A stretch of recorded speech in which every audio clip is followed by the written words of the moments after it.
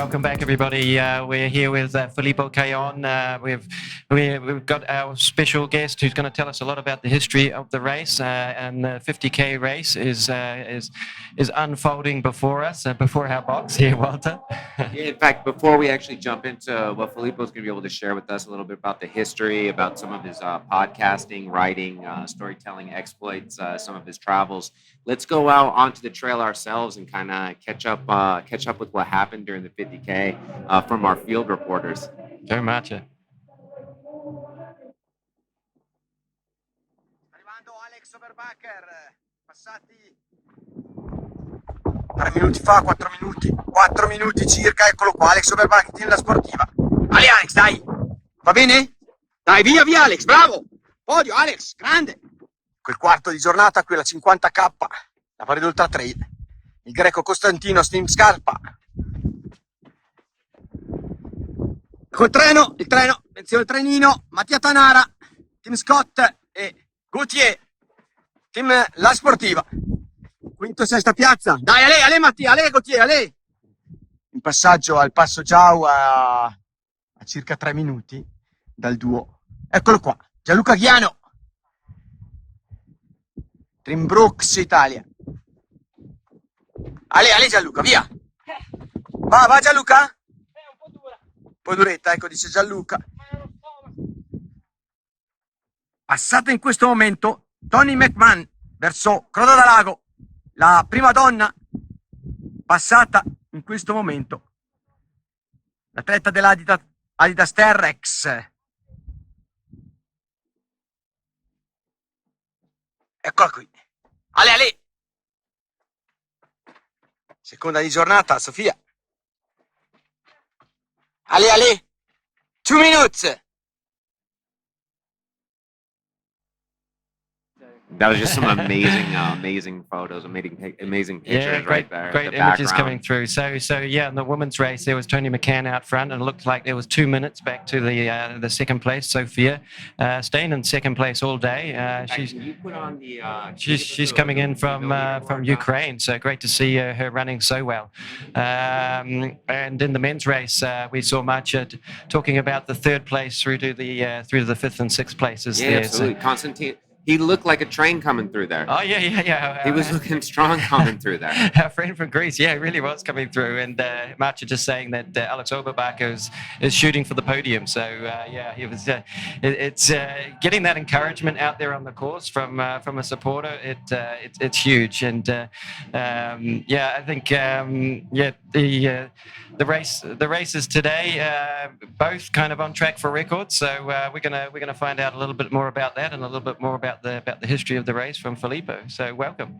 Thank you very much for coming and being here with us. Thank you for having me. My pleasure. Where can you tell us just a little bit like how you got into the world of ultra running? Yeah. Well, it's been where are you from? Like exactly. Well, it's been a while because it's 10 years now. I'm 26 years old. So yeah, I was 16. Really? Yeah, quite young. Very, in fact. And yeah, I came into the sport mainly because of a friend of my parents that used to do ultra running back in early 10s, I would say. Okay. And yeah, I got pretty early fascinated by the sport, and yeah, I started. You grew up someplace with mountains nearby? Not was it really, easy for you because to get I'm onto from the trail? Vicenza, that is, not so far from Venice. So it's definitely a flat land there. You can kind of see the mountains in the distance Yeah, I if can it's see a them. clear day. Yeah. If it's a clear day, there's Touch not them, too yeah. much humidity.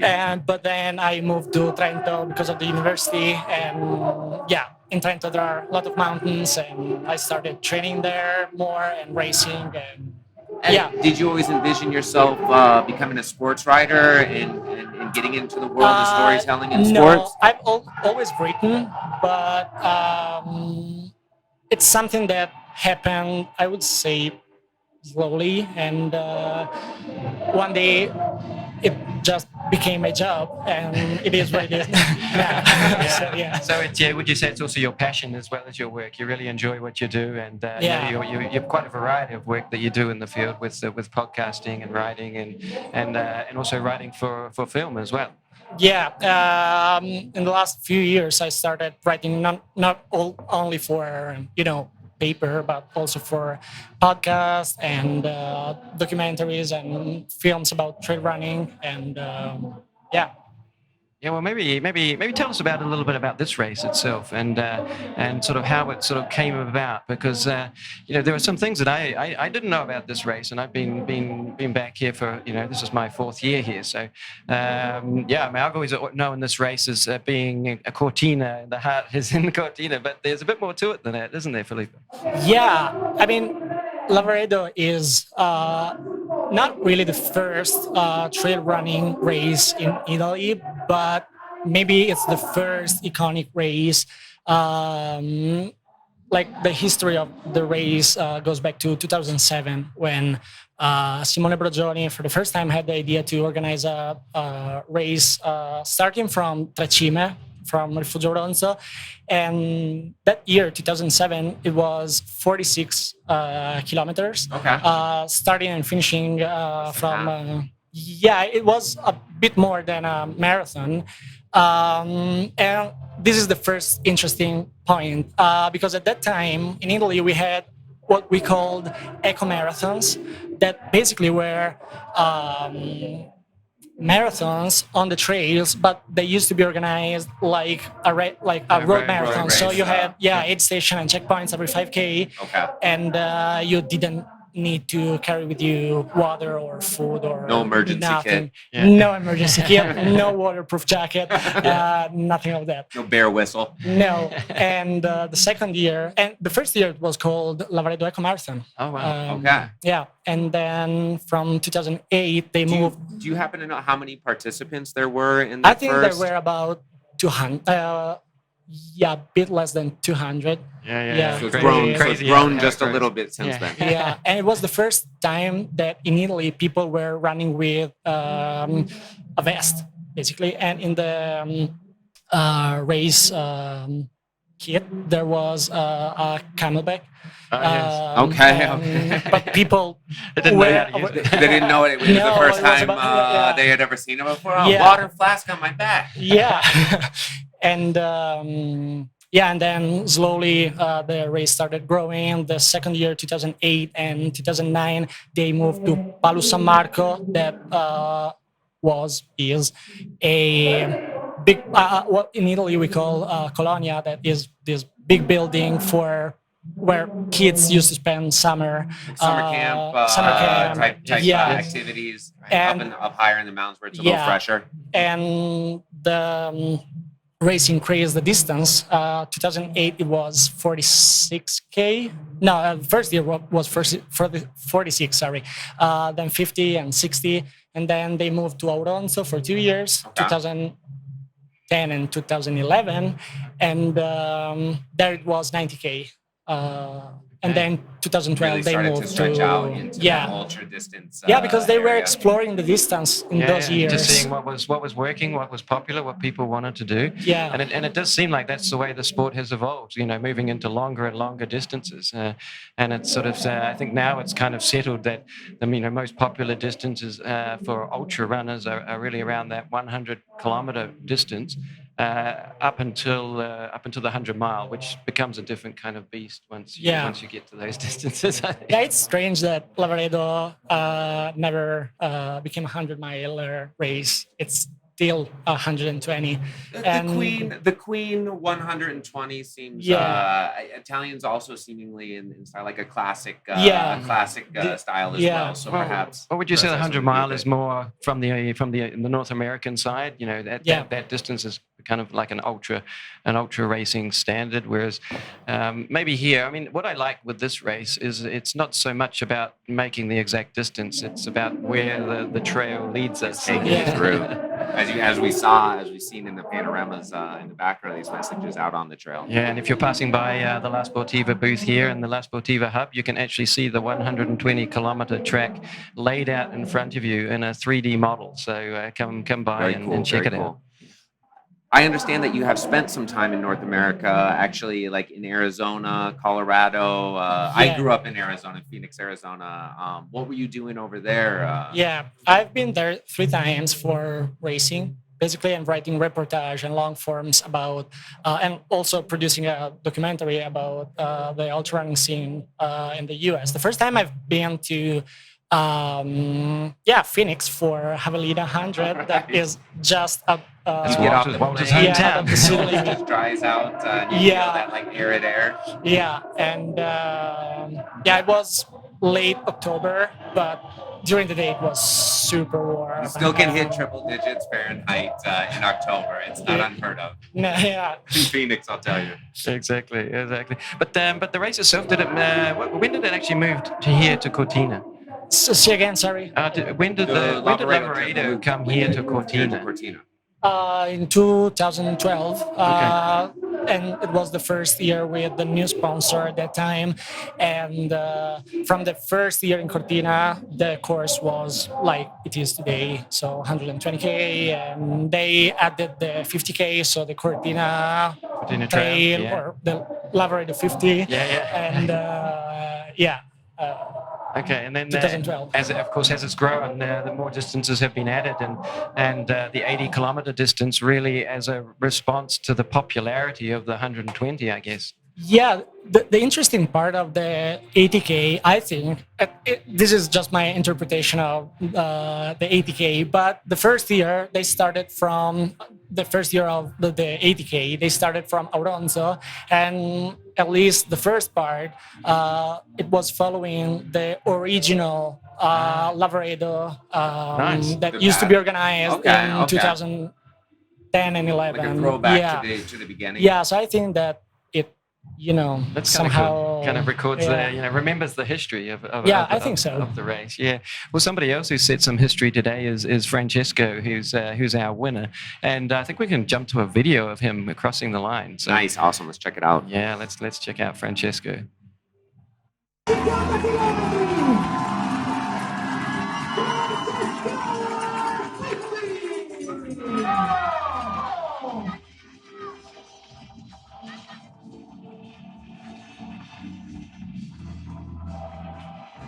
What a blistering performance from Francesco Filmi. Let's see if it's my next after. Oh man, that's awesome. That's just Yeah. awesome. For filming, he must feel. Fantastic. I'm just scrolling through and checking out if we can find his time for the. Do I understand a little bit while you're looking for that you're friends with Francesco, or Yeah. do you guys ever run together? Do you guys ever train together? Several times. I only have to complain myself because he ran super fast. So his easy run is like my Certainly did, didn't it? tempo Gives run you maybe. motivation, something Yeah. to chase out there. Yeah. And it's funny how fresh people come. When they're coming into the finish line here in the top positions, they look super fresh. I don't know if it's that slightly downhill gradient you come. They look so fast as they You come. get a sprinting nice in. little downhill if you're out there on the street looking at it. Nice, easy track though. And then come on, with these people, everybody that's lined up along the streets, you can cheering, banging, yelling, cowbelling. Yeah, give Like, them a show. How if you can you not yeah. get a little burst of adrenaline? Yeah, 4 hours, 2 minutes, and 31 seconds for Francesco today. So fantastic. But massive shout out to Luca Del Piero. Really, I think it was pushing him all the way. So Absolutely, he was there under step 14. for step. Yeah, 4 hours and 9 minutes and 24 seconds. And let's finish off the podium here. So 5 minutes back from Luca was Alex Oberbacher. So that rounds out our podium, an all-Italian podium. It's always nice to see when you're in your home area, isn't it, Filippo? How have So- you seen the ultra world growing in Italy, like itself, in comparison, maybe? Well, it's a hard question for a 2-minute answer. Sure. But But if you could try, yeah, I try. Well, it looks like the Italian movement, unfortunately, is like a step behind, the American scene or what's going on in other countries. And I think that the only reason is that the sport here just grew later. So, the oldest 100 mile in the U.S. is from 1974, the Western Western States. States 100, Yeah, yes, and, which is on. They're tomorrow, starting. They're starting yeah. in a few hours' time.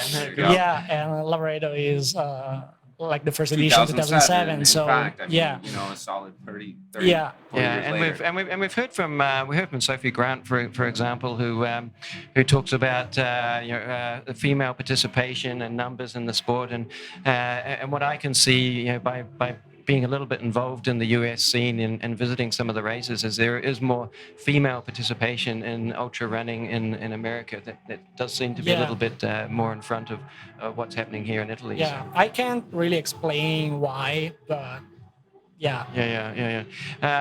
And of course, where do you kind of see the vision for this race? Do you kind of see what a next step might be for I the don't like Lavaredo? to talk about the future because Yeah. we actually don't know anything about the Yes. future. But I mean, I can, yeah.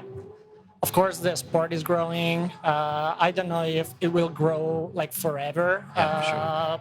Maybe it will like get to a sort of plateau with numbers and participation.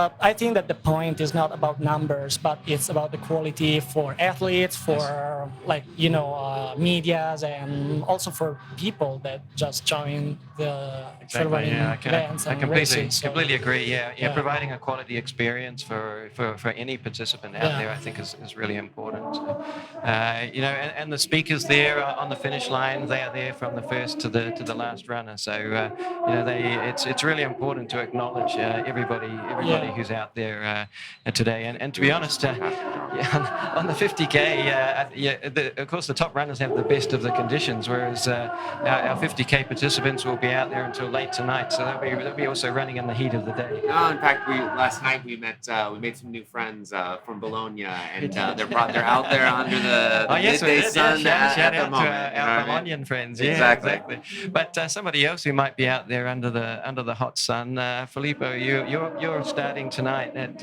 11 o'clock, I'm supposed to 120k. do. Is it your first time? It's my first time in Cortina. Yeah, I was registered back in 2022, but I had some health issue like the weeks before, so I didn't start, and so yeah, it will be my first time here. How have you been preparing? How have you been training coming into it? Well, when did you start? Or Did Francesco give you any advice? yeah. Not really, because we like work in different ways. Our bodies are like completely different. So, I just started training. So, like, I don't know, maybe 5 years ago or maybe 6 months ago. I mean, it depends your point of view about Okay, training. okay. and, You're always building your fitness over time, and I mean what I can understand about training for ultra running in particular, it's about building a good base of fitness and consistency. So not just kind of leaving it to the last it's 2 something or that 3 grows months. year after year. So Yeah, absolutely, and we all know, and actually Gaultier talked about it last night, didn't he? He's still pretty young, and he wants to concentrate on his speed while he is young, because the endurance side of it you build and you can develop later, and what tends to happen is the longer the distance, the older the top runners tend to be who are fighting it out. That's super interesting. That's super duper interesting. But it makes sense when you think about building that endurance over time, and not just months but years. Yeah, exactly.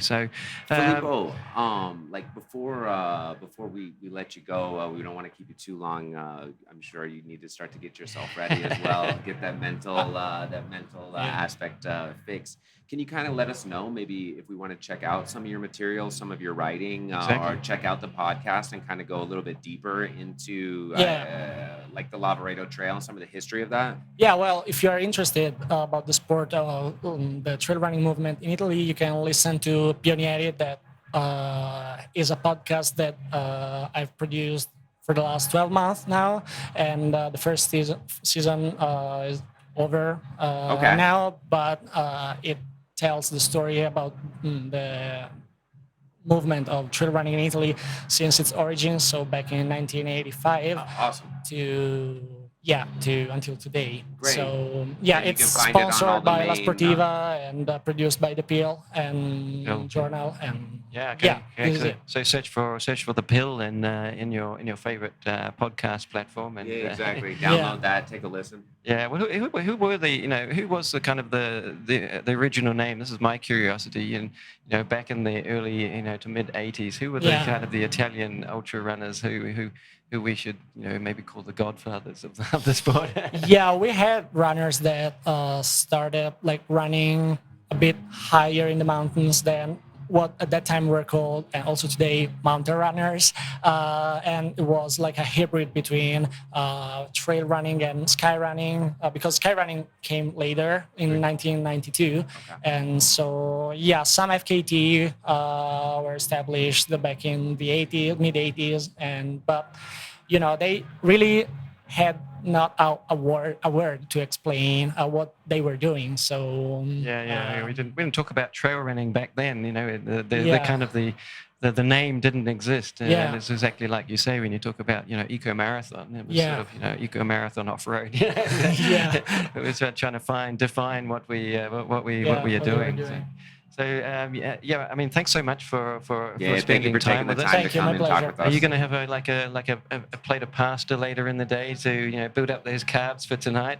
What are you going to have for your last food? I don't know, maybe nothing, because I always have stomach issues. So maybe the most important thing to do is not eating. That is literally the opposite that everyone does generally before a race. But yeah, Next time you come on, you Maybe can tell I'll us have a about how coffee. you're. There you go. There you Exactly, go. but Yeah. yeah, I like that. Do what you know. Don't risk anything. Yeah. And from our side, Walter and myself, all the best out there. Yeah, Good man. luck. Bocca al lupo. thank you. Enjoy. Grazie. Thank you.